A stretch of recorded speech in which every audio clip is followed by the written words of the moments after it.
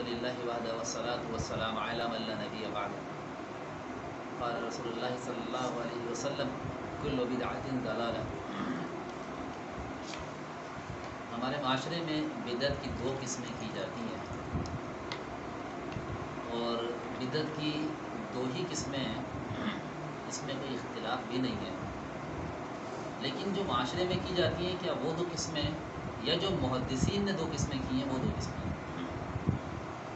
نبی علیہ السلام فرماتے ہیں کل بدعۃ ضلالہ، ہر بدعت گمراہی ہے۔ اور معاشرے میں جو رائج ہے بدعت کے حوالے سے کہ ایک بدعت حسنہ ہے اور ایک بدعت سیئہ۔ بدعت حسنہ وہ بدعت جو اچھی بدعت ہے اور بدعت سیئہ جو بری بدعت ہے، یعنی کہ ایک اچھی بدعت ہے اور ایک بری بدعت ہے۔ اور نبی کا فرمان کل بدعۃ ضلالہ، ہر بدعت گمراہی ہے۔ تو اب یہ نبی کا فرمان ہر بدعت گمراہی اور معاشرے میں جو رائج ہے کہ ایک بدعت وہ ہے جو اچھی بھی ہے اور ایک بدعت وہ ہے جو بری ہے، تو اچھی بدعت کا ذکر کیا نبی نے کیا یا اس معاشرے میں رائج ہے؟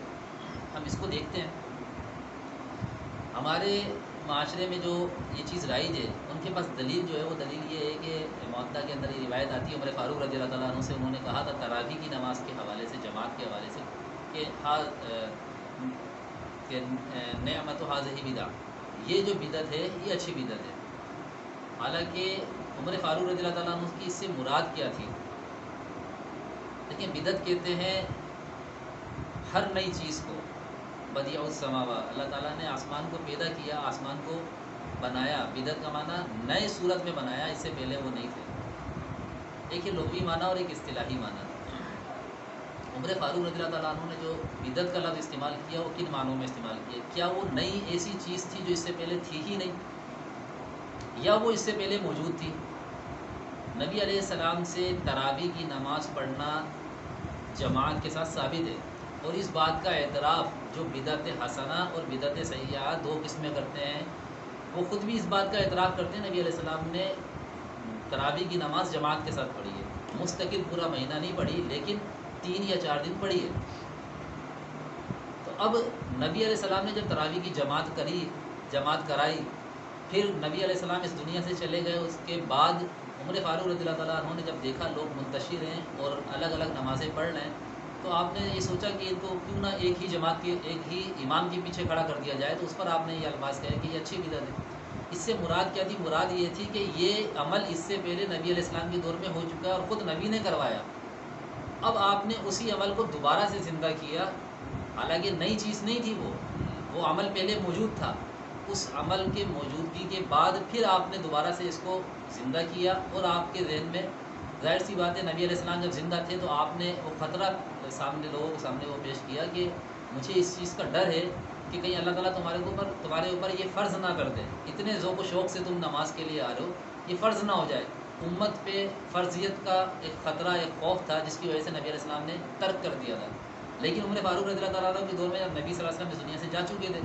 تو اب فرض اور واجب اور مستحب اور ان چیزوں کا ایک خطرہ ٹل چکا تھا، جو چیز واجب ہونی تھی وہ واجب ہو چکی تھی، جو چیز مستحب ہونی تھی وہ مندوب ہونی تھی وہ مندوب ہو چکی تھی۔ اب عمر فاروق رضی اللہ تعالیٰ عنہ نے سوچا کہ اب اگر اس کو ایک امام کے پیچھے دوبارہ سے اس کو شروع کیا جائے تو یقیناً وہ فرض نہیں ہوگی،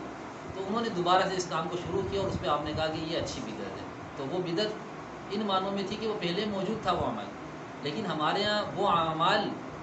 لوگوں کے سامنے بنا کر پیش کیے جاتے ہیں جس کا وجود نہیں ہے، اور پھر اس کو دین میں شامل کر کر یہ کہا جاتا ہے یہ بدعت حسنہ ہے اور بدعت سیئہ ہے، حالانکہ ایسی کوئی تقسیم نہ نبی سے ثابت ہے نہ محدثین سے ثابت ہے۔ اہل سنہ کا مذہب یہ ہے، ان کا اس بات پر اتفاق ہے بدعت کی دو قسمیں ہیں، ضرور ہیں، اور محدثین نے سے 2 قسمیں کی ہیں، لیکن وہ بدعت کی 2 قسمیں کیا ہیں؟ ایک ہے بدعت مکفرہ اور ایک ہے بدعت مفسقہ۔ بدعت مفسقہ وہ ہے جس سے انسان جس بدعت کے کرنے سے، جس عمل کے کرنے سے وہ فاسق ہو جاتا ہے، گناہ گار ہو جاتا ہے، اور ایک بدعت وہ ہے کہ اس بدعت میں اتنی شدت اور اتنی مخالفت شریعت کی ہوتی ہے کہ وہ کفر تک چلی جاتی ہے، اس کو بدعت مکفرہ کہا جاتا ہے، اور اس کو دوسری بدعت جو اس سے ہلکی ہوتی ہے اس کو بدعت مفسقہ کہا جاتا ہے۔ اگر اسماء و رجال کی بحث ہم پڑھیں اور مصطلح الحدیث پڑھیں تو اس میں یہ بحث آپ کو مل جائے گی، عام ہے کہ بدعت مفسقہ اور بدعت مکفرہ، محدثین نے اس کی 2 قسمیں کی ہیں۔ لیکن وہ دونوں کی دیکھو سمجھنے کی بات یہ کہ وہ دونوں کی دونوں قسمیں ضلالت پر ہے، یعنی کہ بدعت مفسقہ ہے تو وہ بھی کل بدعت ضلالہ میں شامل ہے، اور بدعت مکفرہ ہے تو وہ بھی کل بدعت ضلالہ میں شامل ہے، یعنی کہ دونوں کی دونوں بدعت گمراہی ہیں، اور ان کو بدعت حسنہ محدثین نے کہیں بھی شامل نہیں کیا۔